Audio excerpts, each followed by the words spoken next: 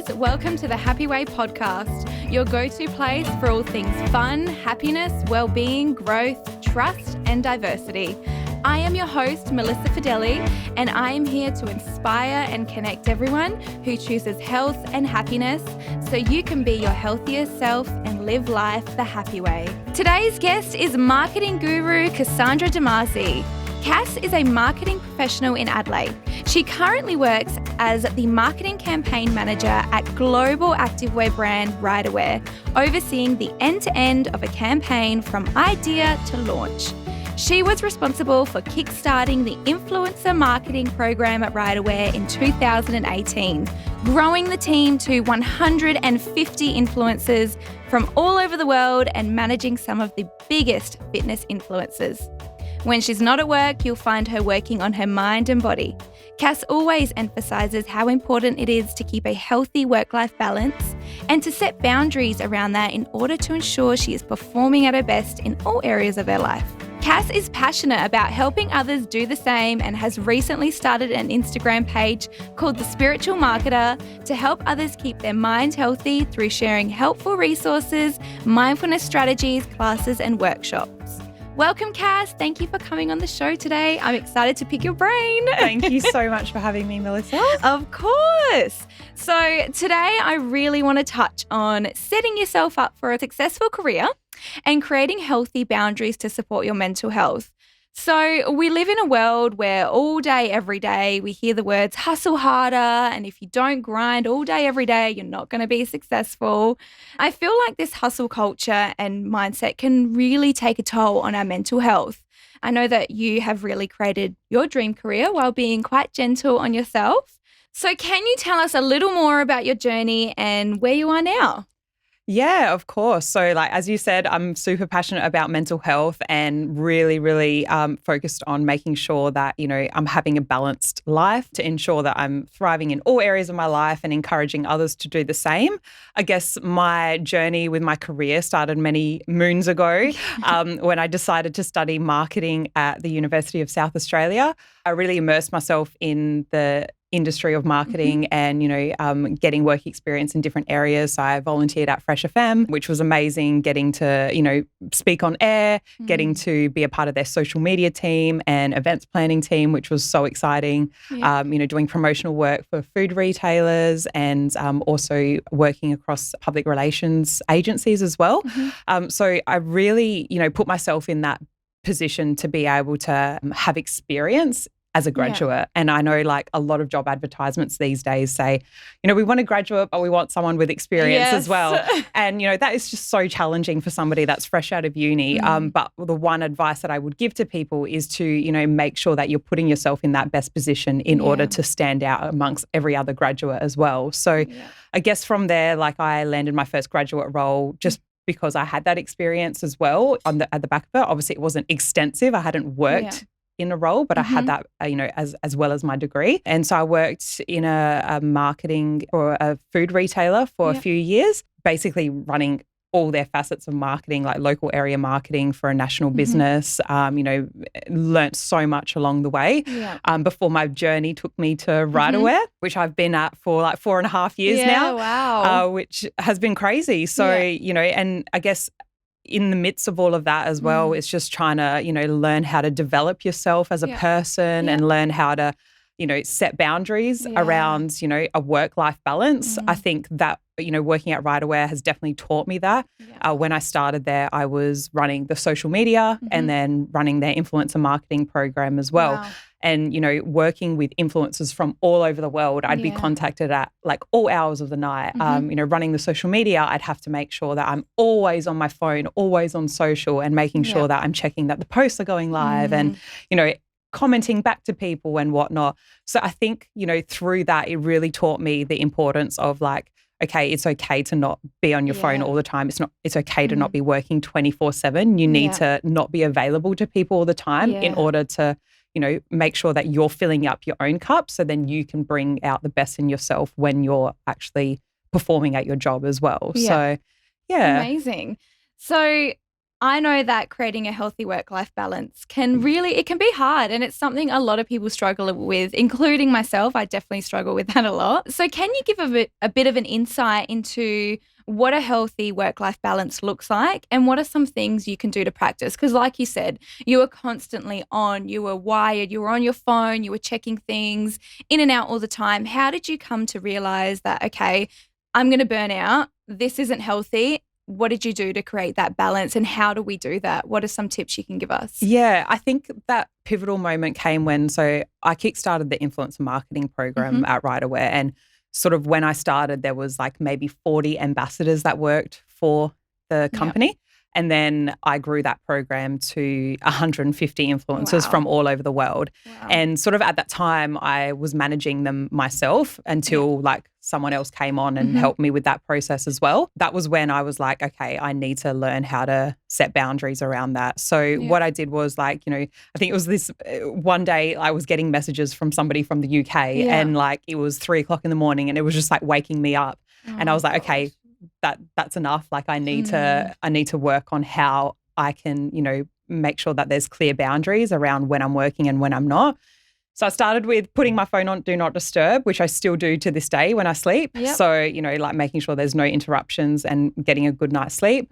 I started implementing strategies like meditation. Yep. So in the beginning, it was meditating every night. And now sort of this year, it's progressed to meditating every morning and then journaling. So making sure that anytime that I'm feeling like, things are overwhelming or like things are, just too much, like I'm just journaling, like free writing any of my thoughts just to get it all out on the page. And then from the mind body perspective as well is just training. So like fitness is such a big part of my life. I train probably 4 to 5 times a week and then also going for walks to clear my head. Yep. So just really finding what works for you and then implementing those things in order to set those boundaries around, okay, like this morning I'm going to the gym for 1 hour. I'm not touching my phone. Nobody can contact me. I'm not checking my emails. I'm not checking my social media. This is a time for me.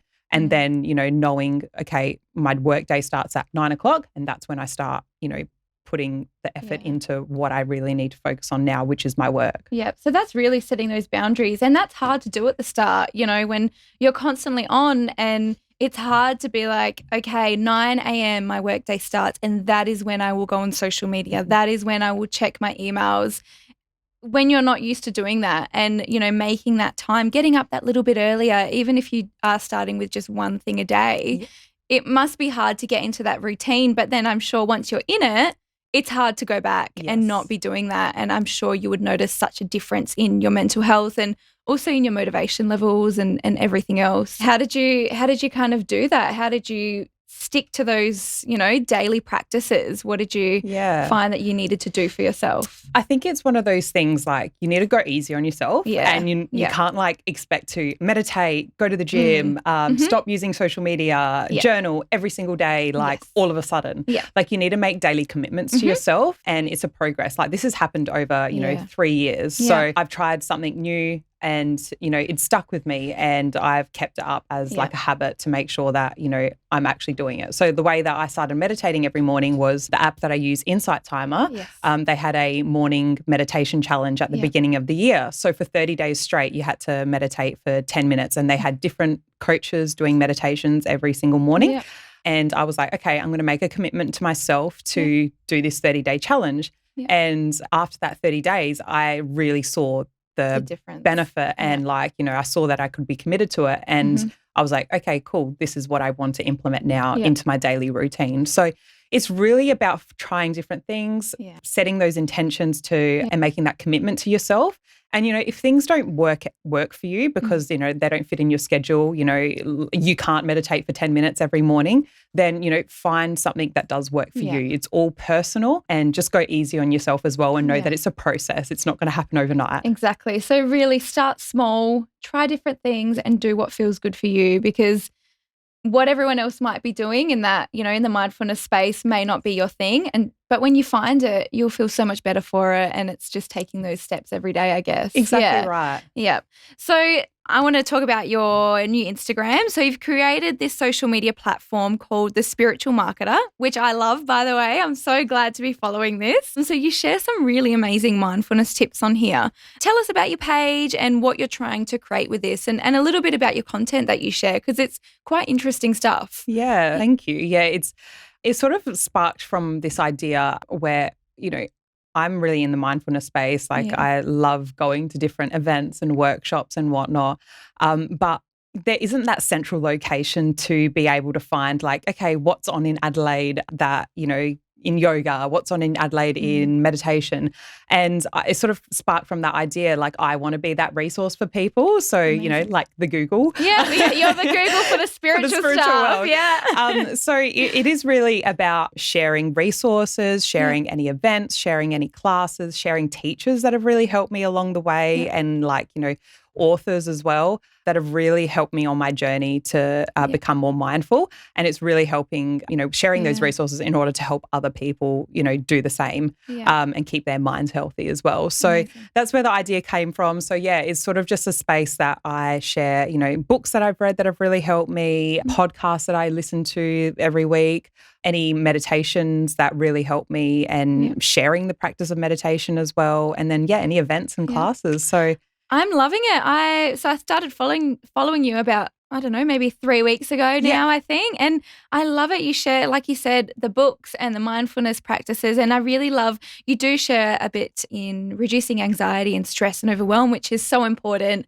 because, life can get crazy and we can get quite anxious and busy. And I liked you had a tapping technique. Yes. Can you tell us a little bit about this? I thought it was so interesting. I've never seen it before. Yeah. So EFT is emotional freedom technique, and it sort of works with the meridians in your body in order to balance like your nervous system. Okay. And I discovered it through like Gabrielle Bernstein, who is like a spiritual like teacher and author. And she talks a lot about it in order to like reduce stress and anxiety and overwhelm. And sort of I implemented it into my sort of routine anytime I'm feeling stressed, overwhelmed, anxious. And I've just found personally, like it helps so much to calm me down. So you sort of start by like, seeing on a scale of 1 to 10, like how are you feeling? And, if you're feeling a 10, like which is the most extreme, then the whole idea is to get you down to a state of like balance. So, from a 10 to a 5 to be able to function at like, your optimal level as well. So it's, you sort of start with a setup statement saying, even though I'm feeling like overwhelmed or anxious or whatever you're feeling, like I truly deeply and completely love and accept myself still. And then you work through the tapping points until you sort of get to a point where, you reduce that level that you've initially started on. So I personally have found that it's such a useful tool to help me in times when I'm like, okay, I just feel so anxious. I just feel so overwhelmed. Like, how can I, get this down? So, and there's so many different types that you can do as well. There's some for like anger, or there's some for just everyday stuff as well. So it's not just stress, anxiety. It's just I've found that those ones help for me. So Cass has videos on this on her page, so you can go and check it out and then try it yourself.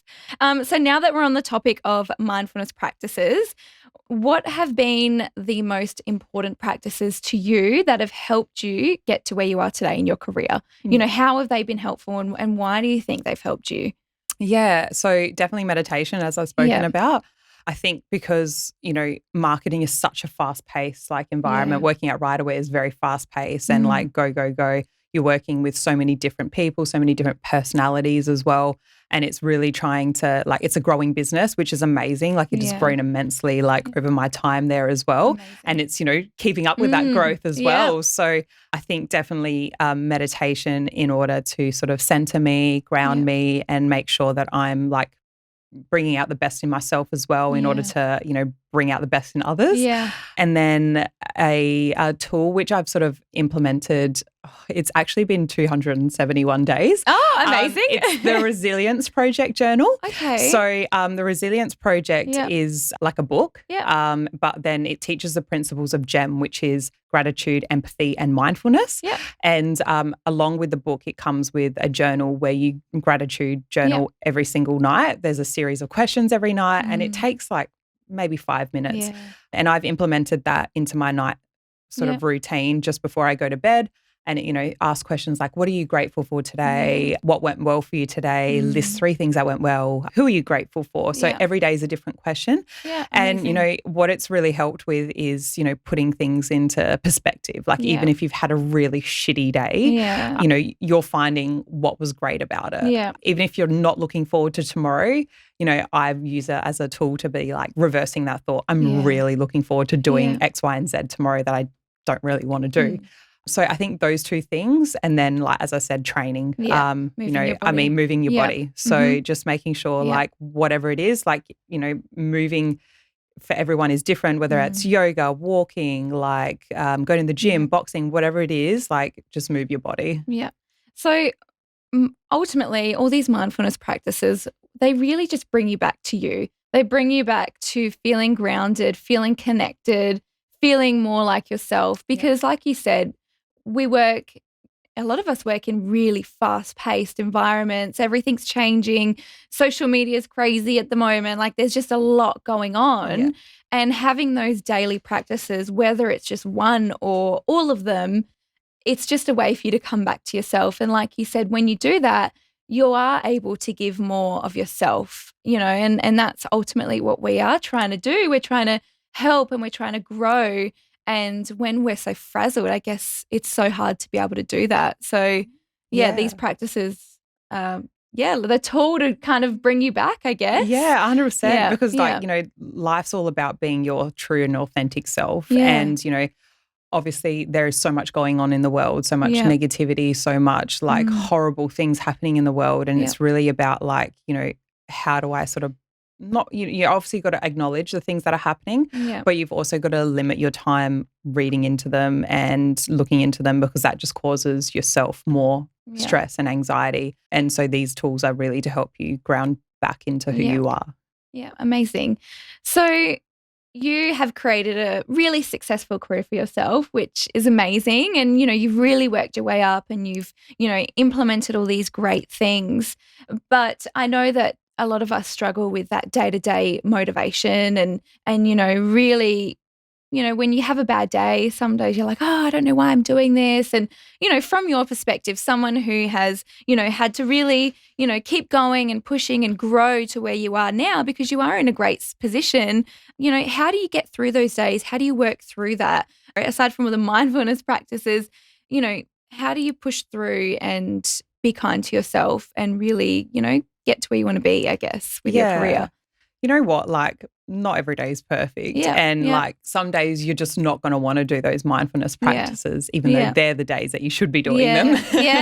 But I think it's about being kind to yourself and, acknowledging today I don't feel like it and I need a day to myself, and making sure that it's okay to take a mental health day. Like we need to normalize that, because, we get stuck in this rut, on this hamster wheel of just doing, and we forget to just, okay, it's time to breathe and take a step back and, acknowledge how we're feeling. So it's being kind to yourself, acknowledging when you need to stop and slow down, and saying no to things, like setting those clear boundaries, like, okay, I don't feel like this today. I need to say no to X, Y, and Z in order to make sure that I'm not pouring from an empty cup again. And I think it's just doing things as well, like outside of your routine, if, you feel like you need something different today. So like, for instance, the other day I did a meditation class and like the teacher gives guidance at the end and she said, you need to get out into air. She's like, your head is like everywhere. She's like, you just need to get out into air. She's like, I don't care. Don't make any more excuses. Just put a jacket on and go out and go for a walk.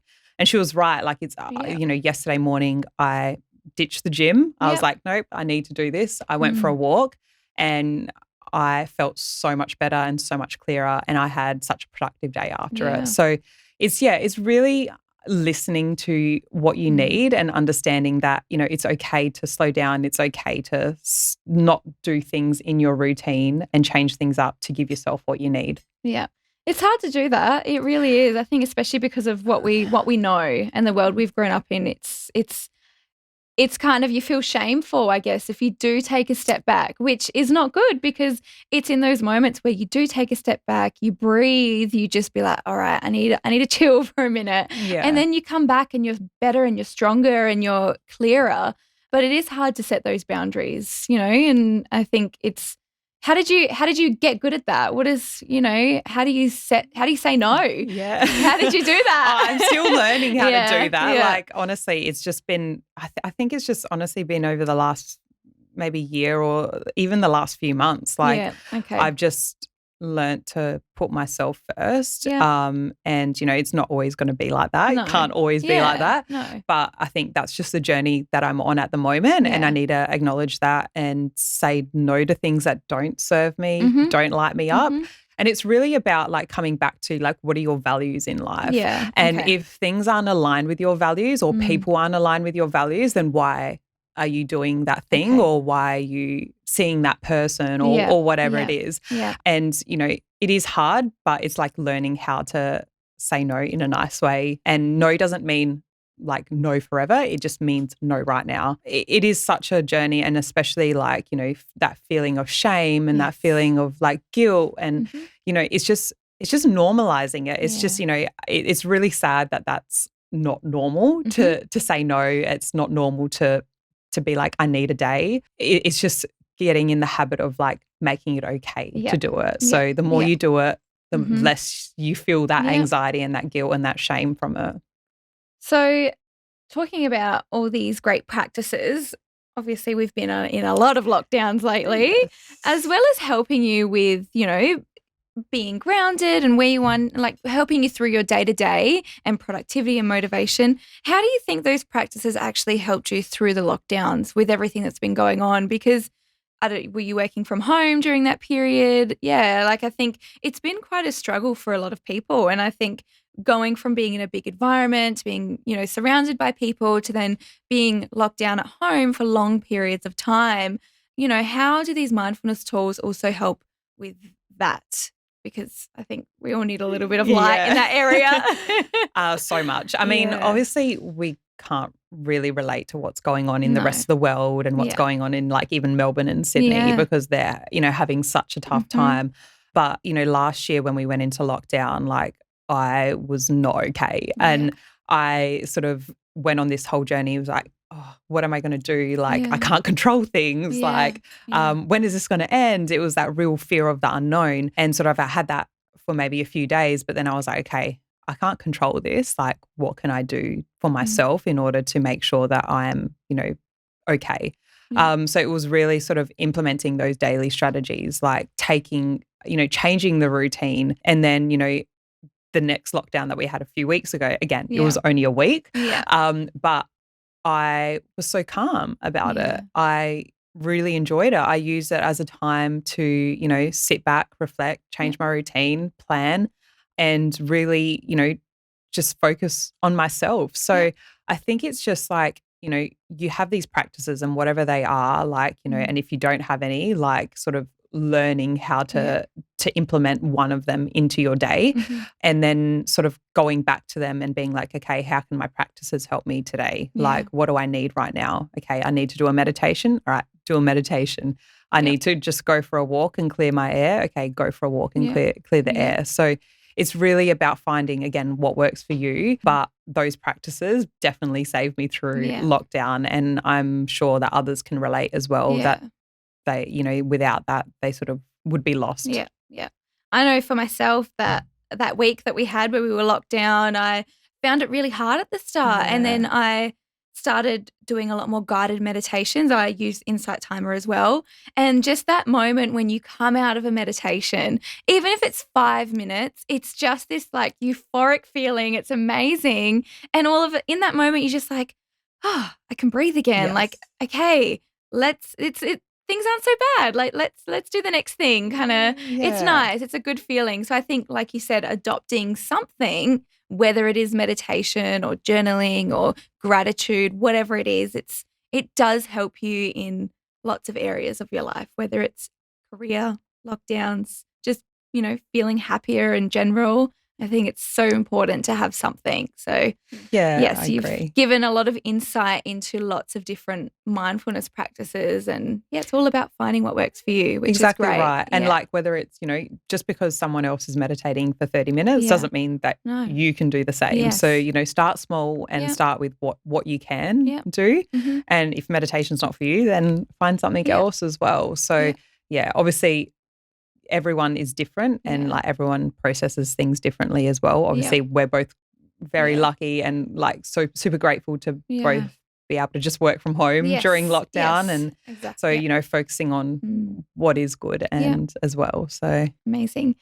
What's one myth you'd like to bust when it comes to working your way up and establishing a successful career? oh, that's a good question. Yeah, because there's a lot of stuff going around, lots of information, and everyone's got a different opinion and insight, and it always comes back to your individual experience. So I'd love to Yeah. know what you feel has really helped you build a successful career and what's Mhm. going to continue to help you. Yeah, I think it's that you don't need to work 24/7. So Okay. when Yeah, I that's a good one. yeah, when I started, I was like, clocking on at like 7:30, 8 o'clock, then Yeah. finishing at like 6 p.m., then working, going back home and doing more work. And, Mm. that is so counterproductive. Like you end up not being productive that whole time. Yeah. So, it is better for you to do, like, obviously some days you'll have to do overtime Of and you'll course. have things that you'll need to, like deadlines that you'll Deadlines. need to meet. Mhm. But, in the most part, you don't need to work 24/7. You need to sort of find your clear, like, what are your working hours? Yeah. And you'll find that you are so much more productive. You'll get so much more done and you'll really be able to thrive in that time. Amazing. That's a good one because, that comes back to that hustle culture, Yes. where you got to work all the time, you got to be on it all the time. If you're not working, you're failing. Yeah. Like it's crazy. But I'm the same. I feel like when I say to myself, all right, I'm going to get up early and I'm going to do all this stuff and then I'm going to work all day. I end up kind of sitting there and like looking at my phone and then, oh, what's going on over there? Or like, oh, look at that tree outside. And, I find that when I set those boundaries and I'm like, all right, I'm going to put my phone away and for the next 2 hours, I'm going to do this one project and then have a break and then maybe come back to it after. Yes. And it's so different. Your energy's different. You're more productive. So, yes, I like that. I think that's a message we all need to hear. 100%. Don't hustle 24/7. No. Okay. And so before we finish today, I would really love to know what one key lesson is that you've learned on your journey that you would tell your younger self. So back when you were, you decided you wanted to, get on this career and study and, what's something you wish you could go back and say, listen here, Cass, this is one thing you need to learn now and it'll, kind of pan out the rest of your career. Yeah. So what's a lesson? I think resilience. Okay. Yeah. Yeah. So it's understanding that, like, things happen in life, like, shit will happen in work, shit will happen at home, in like any circumstance. And it's really about like building that resilience to, feel what you need to feel when something goes wrong, but then, building that resilience to come back and keep coming back stronger and, keep fighting because, it's good to sit and play small, for a short period of time, but that's not what you're here for. You're here to like play big. You're here to achieve greatness and, you'll put on this world to do amazing things. So don't like let anyone ever limit your potential. Always rise above it. Amazing. I got goosebumps when you were saying that. That was great. Love it. It's so true though, because, that's life. There's going to be like road humps. There's going to be moments where you feel like pure shit. It's exactly There's right. going to be moments where someone is nasty to you or you don't get the job or things happen and that can take a hit on your self-worth. But like you said, it's building that resilience to be like, that just wasn't for me. Exactly and right. that's okay. and I'm going to keep pushing until I get what's meant for me. Exactly. So that's a great lesson. Amazing. Yes. Thank you. So where can we find more of you? Where can we, follow you? Where can we look out? Do you have, obviously you've got your Instagram. Give us a bit more details of where we can find you. Yeah. So for all like things mindfulness, just follow the spiritual marketer _ on Instagram. And that's where you can find me, I Amazing. guess. Yeah. Beautiful. Love it. Simple. Straight to the point. So that brings us to the end of today's episode. So thank you so much for coming on today and sharing a bit of wisdom. And thank you guys so much for listening. And I hope you have taken even just one piece of wisdom from this episode that you can apply to your life to help you grow and be happier and healthier version of you. Please like, subscribe, and make sure to share us on your socials. Sending lots of love to everyone. Bye.